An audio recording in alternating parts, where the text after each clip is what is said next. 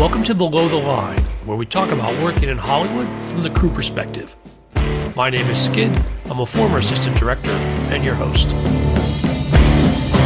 Quiet on the set. Our Oscar season continues with another panel of film industry professionals discussing the nominees in their category of expertise. This is episode 3 of a planned 13, and we're discussing production design. Let me introduce my guests. First, returning to the show is set decorator Regina Graves. Regina, your credits include Fallout, A Complete Unknown, and The Irishman, for which you received an Oscar nomination. Nice to see you again. Thanks for having me back. Also returning to the show is production designer Bob Shaw. Bob, your credits include Boardwalk Empire, The Wolf of Wall Street, and The Irishman, the film for which both you and Regina were nominated. Welcome to Below the Line. Thanks. Nice to be here. I'm excited to have both of you here. As regular listeners are aware, however, we're taking a moment each episode to acknowledge the devastating impact of the LA wildfires, both the current destruction and the long-term consequences. To all of our film industry colleagues, we see you. Okay, let's get into it. The 5 2024 films nominated for production design are The Brutalist, Conclave, Dune Part 2, Nosferatu, and Wicked. We're going to discuss them in that order, and spoilers are possible, so consider this awarding. Last note, I'm going to recognize the nominated production designers and set decorators by name, but apologies in advance if I mispronounce any of them. Regina or Bob, you are welcome to correct me. First up, The Brutalist. Production designer Judy Becker, set decoration Patricia Cuccia. Well, start us out. Do you think it's a surprise that a film about an architect made its way into this category?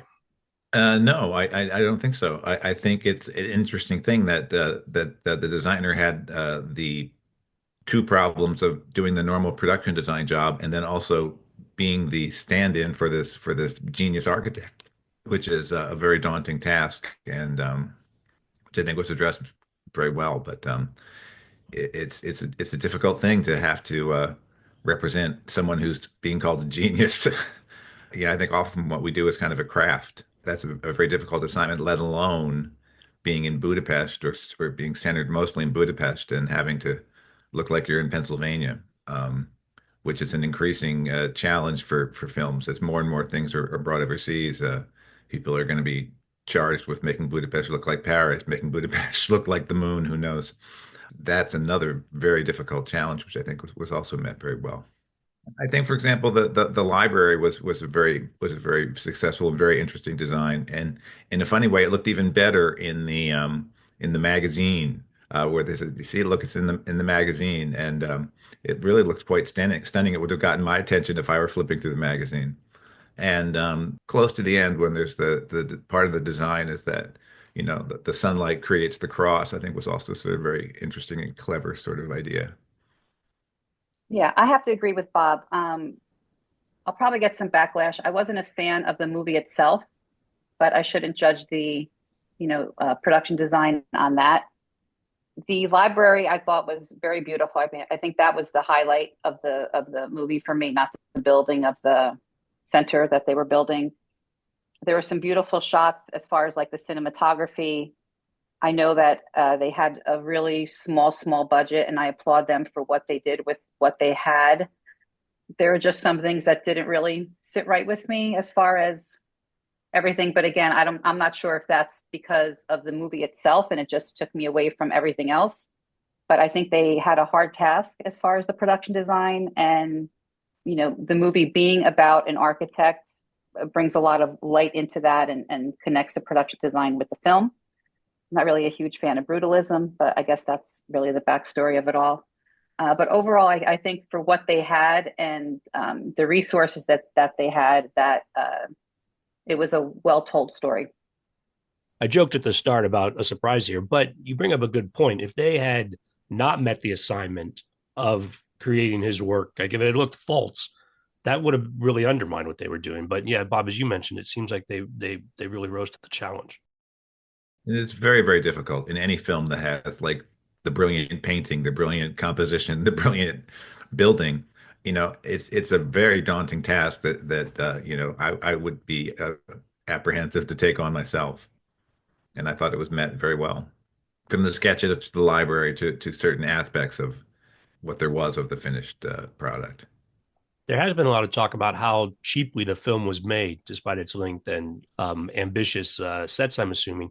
From a production design and set decoration point of view, again, that's going to be a particular challenge because that's getting a lot of attention. Like you pointed out the library, Regina. I think even just building that, Hmm. designing and building that is going to be a huge cost. I'm surprised that a film that supposedly was done so cheap could meet that challenge. Was even possible. That she felt it couldn't have been done other than in Eastern Europe, because they get so much more for their money. Yeah, and I don't really think they particularly built a lot of it. A lot of the buildings were not, built in whole, but the library seems to me like a lot of money may have been spent in there, even though there's just curtains. It just seems like a round room, but it was very well done. And to me, that was like the most dramatic part and probably my favorite set of them all. Yeah, I just think there's some other things. Yeah. I think because of the beginning of the show and the brutalist style, which is very large scale and large planes and plays with light and shadow and it gives it a very black and white feel to the film. Although it's in color, when I remember it, I almost think that the film was in black and white. But I think that's due to the nature of brutalism and the early scenes. I think you're also probably thinking about like when they're in the Carrera Mountains and everything is, and also when they're inside the building of the convention center, everything is really monochromatic and looks black and white. So maybe that's there are parts of it that look black and white. It's hard to anticipate, or to figure out what conversations might have been had, but I certainly have been in production meetings or in meetings with directors where they have, suggested that, you could have almost a black and white quality to something even though it's in color. And I think that may or that sort of applies here. And again, I think it's because of the nature of the brutalism. I don't think it's wrong to say that it was a film that has, the feeling and the quality of being a black and Yeah. white film.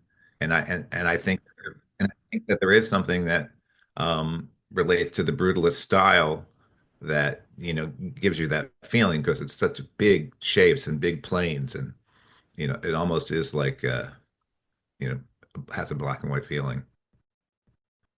I don't know if I'm conflating things, but I think I read recently and haven't done any real research on it that there may have been some AI used in designing his buildings or some of the things. Did you guys catch those rumors? And if so, do you guys have an opinion about AI being used in production design? Yeah, they use AI for some research of drawings and to get ideas of what the end, like his end sketches and everything should look like. It's a very tricky thing, the AI, because if you put in, that you're looking for brutalist architecture, it's gonna, I mean, that's why the whole, it's such a tricky thing about it takes things from somewhere. Basically, it's Googling. And it's like it's picking a doorway that came from somewhere, it's picking a window that came from somewhere, it's picking an overall shape that came from somewhere. So it's sort of does its own, maybe I'm oversimplifying it, but the influences come from somewhere. That's why crediting and even being able to use it, it becomes a very, very dodgy thing because, Hmm. someone could say, wait a minute, that's my door, or wait a minute, that's my window, because it comes from somewhere. It's not it's my understanding, it's not completely making it up at this point. If it is true that they did use some kind of research and use AI, I think that I don't know. I don't really agree with that. I think the production designer has a job to either work with a conceptual artist or have those designs and make, design those things on their own. That's what their job is. I don't know how much time frame. I don't know how much pre-production. I don't know, any of the challenges that they had, aside from having heard that they didn't have a lot of money available. You can spend weeks and weeks with concept artists and saying, bigger, smaller, louder, faster, whatever. And who knows that they didn't necessarily have that time, and maybe it's a shortcut. I don't know. I don't know what their circumstances were, but they didn't necessarily have, development time, And as I said, I'd be, a little daunted at the idea of being responsible for creating the brilliant, brutalist design. I have the same issue as you do, Regina, in that I'm not a fan of brutalism. And I think, so much of it in the 60s and 70s, it was sort of like the blight on architecture during my childhood and my formative years. I mean, Yeah. I used to play a little game driving around in the car. The people were counting license plates. I was like just deciding which buildings needed to be torn down. And, so I mean that is that's a prejudice that I think we have. Neither of us are that fond of brutalism. And you keep seeing articles about rediscovering brutalism and how brutalism has made a comeback, and seeing articles about, the brutalist tour of London, and it's just not a style that I'm a fan of. Yeah, and I think that's what the director's point was. I mean, the whole point, he was trying to make a correlation between the brutalism architecture and the way immigrants are treated. I was doing a lot of research on the movie because I was trying to figure out what I missed because everyone is saying it's such a masterpiece, and I really didn't think it was. So I'm thinking maybe I missed something in the storyline. But Yeah, Regina, I don't think you missed anything. But I don't know. It is a nice film to look at. The next film on our list is Conclave, production design by Susie Davies, set decoration Cynthia Sleater. Conclave, I'm not sure if Bob and I have different opinions about it. What really struck me with Conclave at first was, of course, like the use of red, the red vestments, the red carpeting, the red on the tablecloths.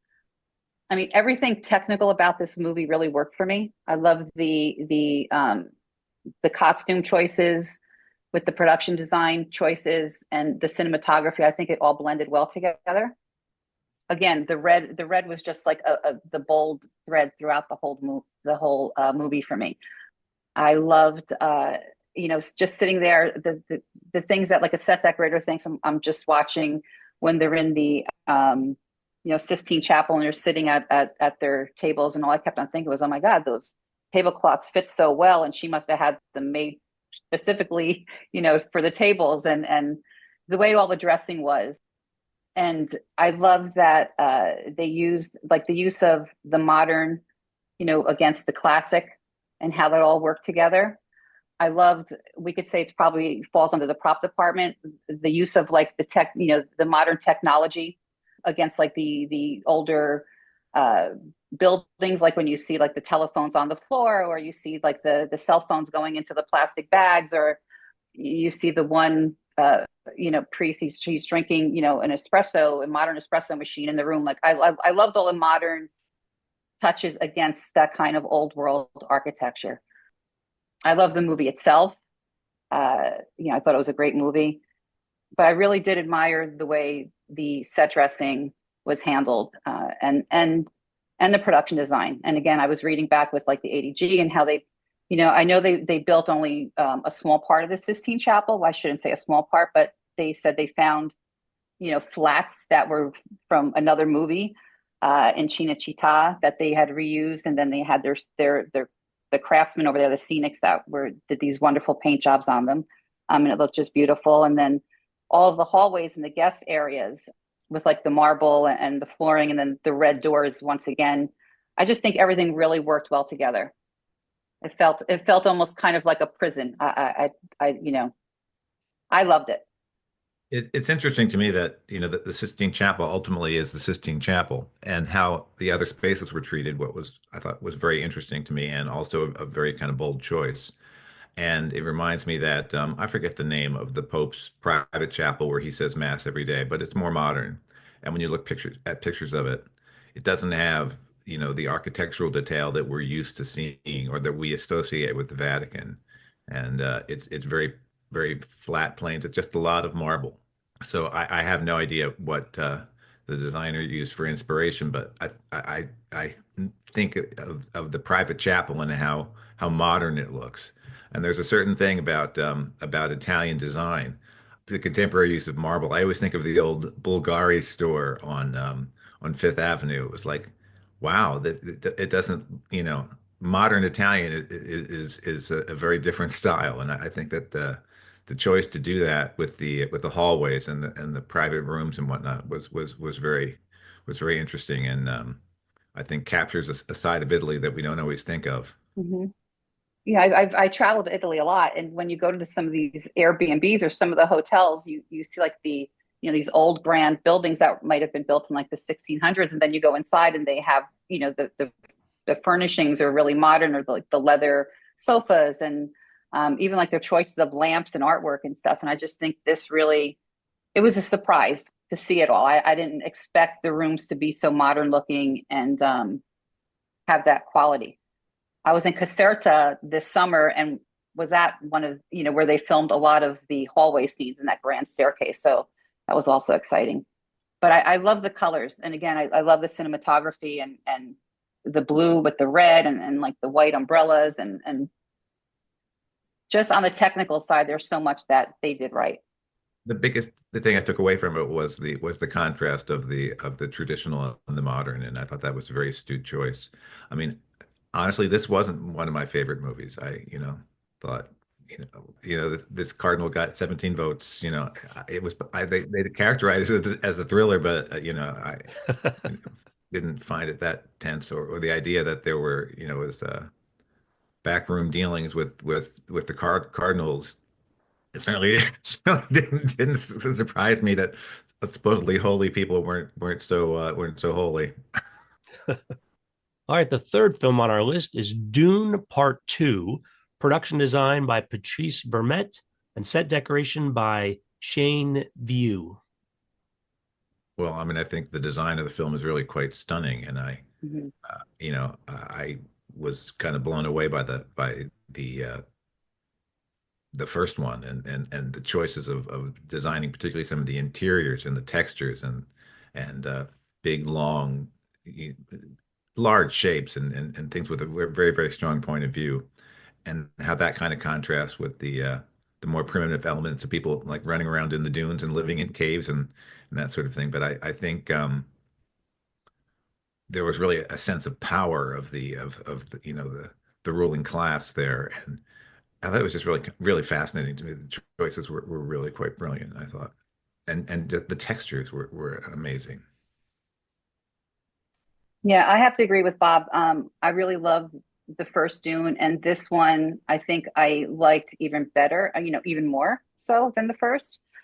It's a lot of what we see in the first movie, and I love all the colors, like Bob said, the textures. I feel like they used a lot of brutalist architecture in their designs, like in the tombs and the communal room with the dome and everything like that. But one of my favorite sets, and I don't know the name of the clan, but it's the big guy with the oil. Where when that movie turns into the black and white, where they're in like the Coliseum and they're in that, I guess, in his room, and everything is kind of curvy instead of all the sharp edges that you normally see. There's all like these. It looks like these curved banquettes that are built into his private viewing room of the gladiator kind of arena. I'm not any better at pronouncing those names, but it's the Harkonnens, I think, is what you're referring to. Who's the guy in the tar? Baron Harkonnen, played by Skarsgård, right? Yes. So that's if I'm saying it right, Giedi, the Giedi Prime. If I'm saying it right, the Giedi Prime. Anyway, the arena and all the rooms, that just really, it was beautiful. I think the whole, that movie is beautifully done, the way it's shot, the way it's designed, all of their aircrafts, all of the buildings, all of the set dressing down to the tents. I mean, I think that is they just hit it right across the board. Spaces supported the idea of this sort of very ritualistic society, and everything had such a strong point of view. I just think it was really, really extremely well done. Yeah, and I think they've created things we've never seen before, which is really interesting to me.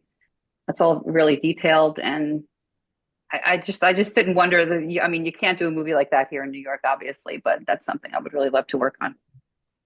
But as we go back to like the beginning of our conversation, which wasn't on the air when we spoke about like the different movies that are up for nomination, it's just so hard to like compare them. Right. Compare the design like to this to like to Conclave to the Brutalist. It's just so hard because it's just all Such a a rich. different style, a different realm, a different range, a whole different look. But I think Patrice, especially this, I mean, it's just you. There's so much so many of the sets that you see here, like I said, you've never seen them before, and it's just really beautifully and well done. Let's address that. There's an interesting thought that the first film won in 2022 for production design. And some might say, well, they're kind of recycling, but there's a lot of newness in this film that would justify the nomination. Is that a fair thing to say? Or is there a sense of recycling and just doing the same thing that was established with the first film? There's unfamiliar territory, but I think it's valid to say that, a film has to be, approached just on its own and, its own merits and how, even if things were already established to a certain degree, how it supports the story, how visually arresting it is. And I think it's taking the world and just expanding it a little bit more. Yeah, I have to agree. I don't agree with the, been there, done that thing. It looks just as good, if not better than the first movie. And there are new sets and it was shot a little differently. It should be judged on its own merit. It's another thing that's a design challenge when you've sort of done something. I'm sure it was part of their thought process of like, what do we do that's new? What do we do that expands this? What do we do that we haven't done before? And there were a lot of things that they hadn't done before. Continuing it, keeping the ball in the air is a challenge of its own. Exactly. I have the same feeling. Other than that, I always watch movies and I imagine, being in the situation of having worked on that movie instead of something I've been on, and you're always like, oh my God, all the sand. And I mean, sometimes you look at movies and you think, oh, would I want to have done that, or do I wish I'd done that? And sometimes you admire them and say, oh, I'm that's really beautiful. I'm glad I'm not the one who had to do it. You know, it seems it's so big, and it's all that sand. Well, that's sand. No, I think it's a beautiful movie, and I love the way they handled even to get light into some of like in the buildings, because there weren't any light sources. So how they created the dome and the communal space, and over that the black planet that I'm talking about, it had everything was black, and I think the sun was even black. But just to try to get like the light, and the way they handled the lighting was very beautiful. All right, the next film on our list is Nosferatu, production design by Craig Lathrop, set decoration Beatrice Brent Nerova. I love this one. I think that it was really brilliantly done, created such an atmosphere. It was so creepy, and I just think it supported the story so brilliantly. It's funny. What was the other film? Is it with the lighthouse in it? Is it the lighthouse? The The lighthouse. Lighthouse. Yeah, the lighthouse. Yeah, I that mean, was, yeah. boy, he certainly knows how to how to give you Hmm. the creeps. I mean, really, I mean, so atmospheric and so you feel like you could be in that world. I think it was just brilliantly done.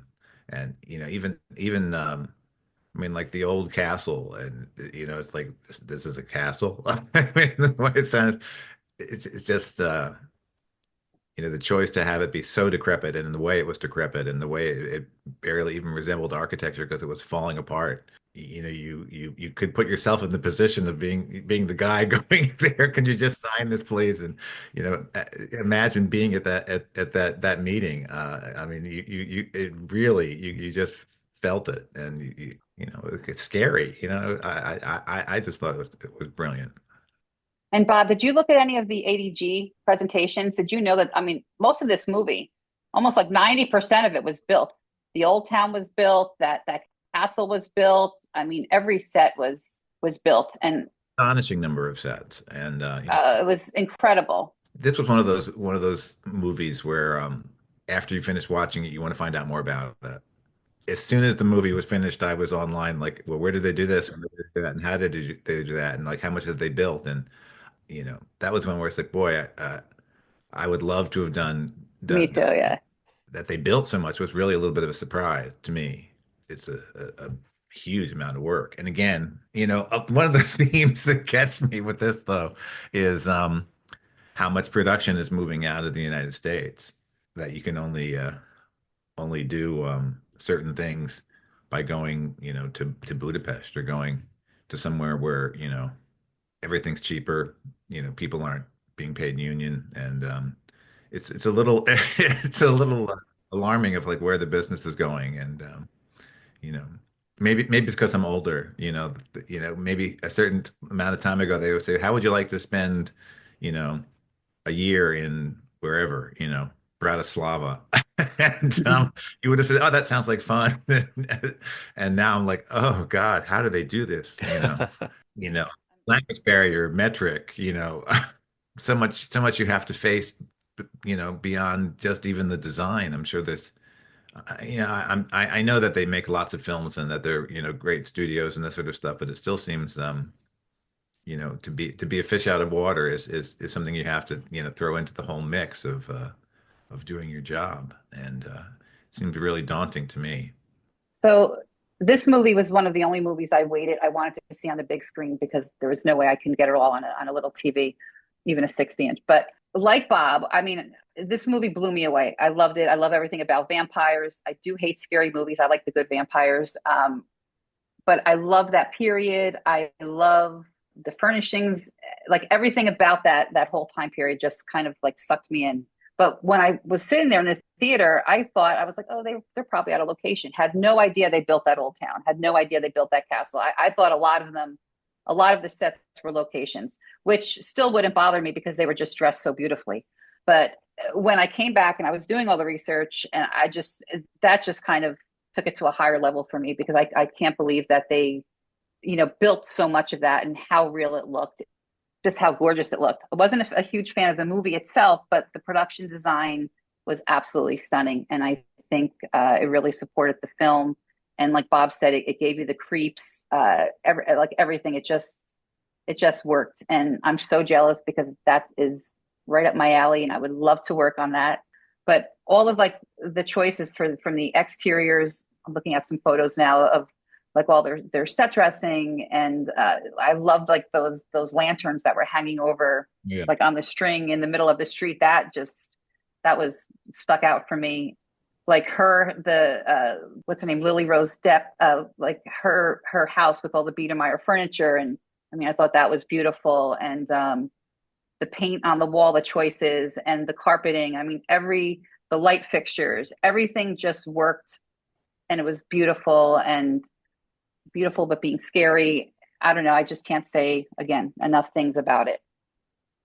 I mean, the highest compliment I can pay is that as soon as it was over, I wanted to do a deep dive and try and dissect it and figure it out because the idea that we both assumed that there were more locations, I mean that. Oh yeah, like I couldn't believe it. They built. I mean, all the front drawing room, the Harding house they built. I mean, all of it's built. And again, the wallpaper's beautiful without like being like thrown in your face.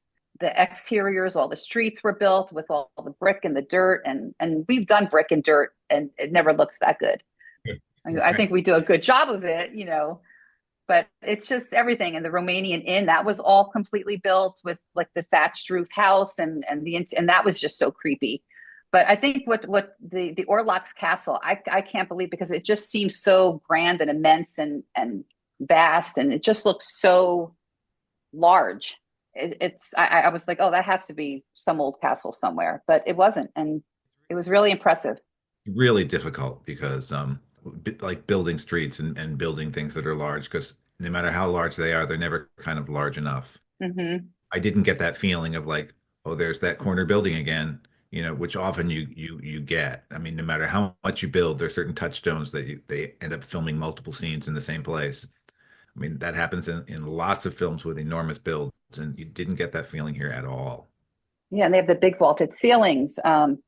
They built the carriages. They said the sarcophagus, and like all of that. I mean, I'm thinking of was it like the tax office with all the books? That was all built, and I was just like, oh my God, that was like a feast for your eyes with all that set dressing and the layering and the detail and the backstory to all of that. I think 90% of that movie was a build. I'm not saying a build deserves anything more than a movie that doesn't have a lot of builds, but there was just so much character in all of the sets and so much, again, backstory, and it told so much and it made you feel so much. I think this is one of the only movies that were nominated that made me feel a certain way when you went into one of the sets or one of the settings. And I think that's part of our job or part of the job as a production designer, is to make you feel a certain way. And I think this one really had that feeling. I mean, I'm somebody who doesn't like being scared, but it was sort of so compelling and such an interesting world that I wanted to go along for the ride and delve into it further, despite the fact that it gave me the creeps. And Yeah. I don't like being scared, but I mean, it was obviously across the board, the cinematography, the costume design, everything, and how creepy that Nosferatu was. I keep saying creepy. I should come up with some more No, he was creepy. I don't like scary movies either. But this movie did, I have to be honest, this movie didn't scare me at all. Maybe that's why being scared and being given the creeps, I guess, are different things. yeah. But the designer and the director have worked together, numerous times. I think on The Northman, on the Lighthouse movie, and all of his sets are really, they're all stunning. And I think they work really well together. But this one is a showstopper, and I hope he gets all the accolades for it because he deserves it. I thought the Lighthouse was brilliant too. I mean, Hmm. again, it's that same creating such a feeling. It's Yeah, a difficult thing to do. I think we're both high on Nosferatu. Can't tell where we're leaning at all, can you? Yeah. Well, let's see what you have to say about the fifth film on our list, Wicked, production design by Nathan Crawley, set decoration Lee Sendalis. You're the music guy. You can go into Wicked first. Obviously, it was a huge assignment. He did a lot of interesting things, different worlds, where they come from, and then the whole shiz element, and then that library set was kind of a really unique and interesting idea. Although I worried that the books would fall out. It was moving.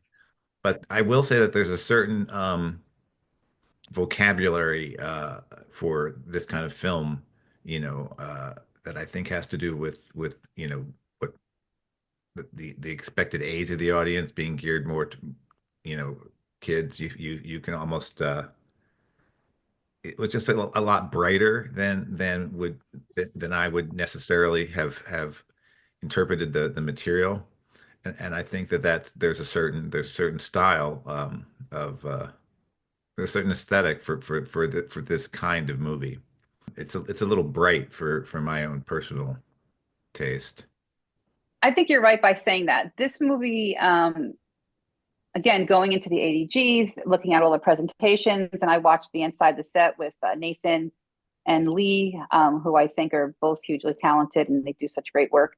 But Nathan said that his first conversation with John Chu was that he wanted this big and bright and to resonate with, like, I think a lot of like the younger audience. And I think that's where all that brightness and comes from. It's not necessarily my taste at all. I thought the movie was a little bright. I wasn't familiar with any of the Wicked. I'm not embarrassed to say I've never seen Wicked on Broadway. Don't know the story, didn't know the story, but watched this and I thought it was very well done. I loved Munchkin Land. It might have been a little bit bright for my taste. Loved all the tulips. I loved the way, the yellow brick road was all in there. I loved all the houses that they built. Well, this is another one where I read that, their objective was to do as much practically and real and avoid as much Hmm. computer generated stuff as possible. Yeah, and that's what Nathan said. He said, if we can build it, we should build it. And whatever we can't build would be CGI. But what is the university? Did you say it was called? I forget the name. Shiz, Shiz. right? But they built the whole a tank in the waterway and the boats actually sailed. And I mean, that was a immense set watching that being built and all the different practical, like everything was practical in there. Like you said, like the library and the spinning bookshelves. And they had to coordinate all that with the dancing, the choreography. And I just think that set worked well, a lot of pink in there, but it was beautifully done. And the way Nathan handled the architecture in there, I thought was kind of fantastic. The movie itself, I took away that I really didn't like Glinda or Glenda. Watching The Wizard of Oz, I always thought she was like the good witch, but now I don't like her at all, and it just ruined The Wizard of Oz for me totally. I can't wait to see the second movie to see, what they do, or if they bring a lot of it back, or if it's a bit darker, because the witch now is in full bloom here. I was shocked when I realized that I knew before I saw it that it was going to be a two-parter because I actually had seen the show and I had read the book and it seemed like well they got the whole story on the musical and I mean the book is written it's like an idea that it's turning it on its head and saying well maybe Glinda was the one who just was in lockstep with authority and did what you had to do to get ahead and so I mean that I was sort of very very aware of. I mean she's Yeah, definitely but she was mean. She um was a big bully. Didn't like her. But but the movie itself, she did have her redeeming qualities but but but aside from that I mean when the more you mention it I mean there's just so much in the movie. I mean what an immense task and it reminds me of like they just rarely make this kind of movie anymore where you when you think of uh you're talking about the tank and the mhm. reminds me of like flying down to Rio where they do you know uh, they have their version of canals. They're supposed to be in Venice and I'm not thinking flying down to Rio. I'm in the wrong Astaire Rogers movie, which is the one where it's a fake Venice. Oh, I don't know. Don't they always go to Venice in a for Ed Astaire movie? I think it's all of them. I forget which one it is, but there's canals and and everything looks like it's a paper model. It's really kind of amazing. This is sort of it's very old Hollywood, which I guess makes sense because everyone's even though this is a retelling Definitely. version of Oz, it obviously has that as a touchstone. The original. Yeah, I think old Hollywood and a lot of big builds, and they did the movies back to back, the first and second. So I mean that they must have been on that for a very long time. But um, I think it's beautiful looking. I just don't. I maybe that's the cinematography that we don't like is the coloring of it all, and I think that might take away a little bit from the production design, but it really shouldn't. I have a question about inspiration, Bob. You talked about being familiar with the musical. I was also not familiar with the musical. Are there elements of the stage design that make their way into the film, or as a production design, did the production design team get to approach this from scratch? It's quite different. I mean, the idea in the musical, there has to be like an object that Glinda like emerges from or flies down on the stage, and it's a real kind of filigree kind of box, but it's not as magical as it's funny because when whatever her globe is closes up and then someone says something she's like what inside kind of funny very different. No, that I don't think there's really a lot that's the same, and I think that this is what people would love to be able to do on stage, but you can't encompass that many worlds, and the flying is really negligible in the Broadway thing. It's the finale of the second act of the first act of the Broadway show is the finale of this movie. So they stretched, the whole beginning and made it much longer. I guess, working from the book. I don't know, but definitely much better flying here. I thought it was kind of funny, from the original Wizard of Oz that he that the place where the balloon was being kept. I thought that was kind of an interesting concept. That oh right where did they keep that balloon? Because when in the movie The Wizard of Oz when she goes back it's like well get my balloon, it's been waiting all these years. And the idea that the structure they built I thought was very interesting and very clever. Those are nominees. As I do, let me ask both of you, any other 2024 films you want to call out for achievement in production design that didn't make this list?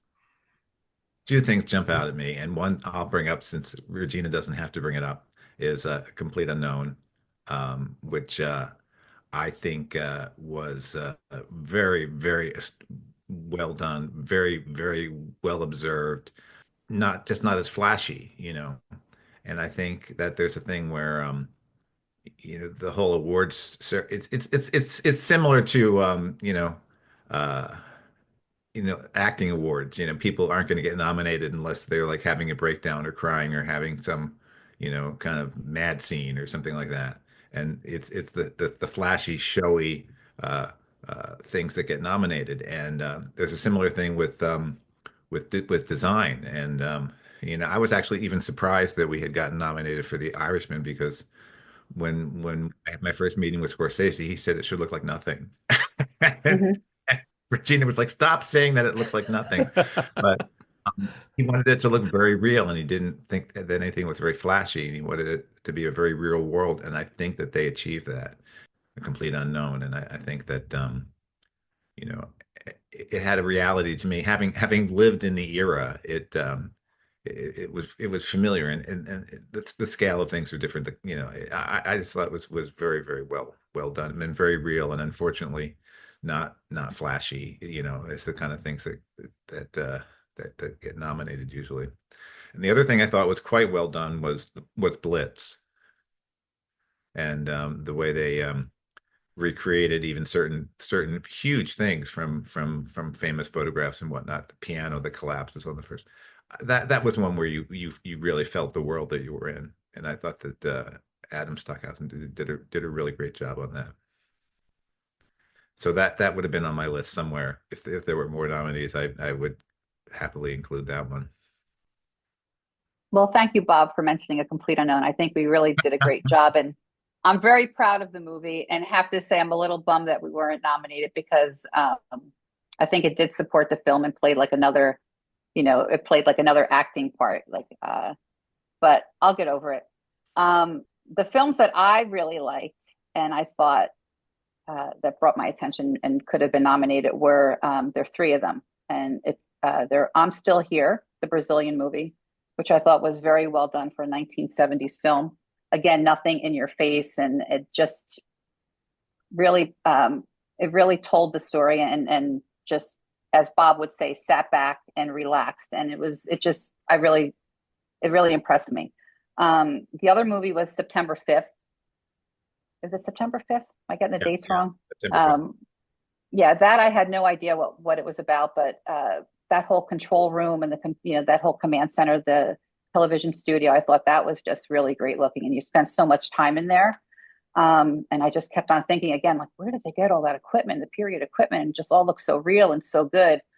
Another movie was The Substance, and I just liked that because it was just so bold and in your face, and the colors, and I don't know, it just did something. It resonated with me. So those would be my three choices. I didn't see Blitz, unfortunately, but I plan to. That's really it.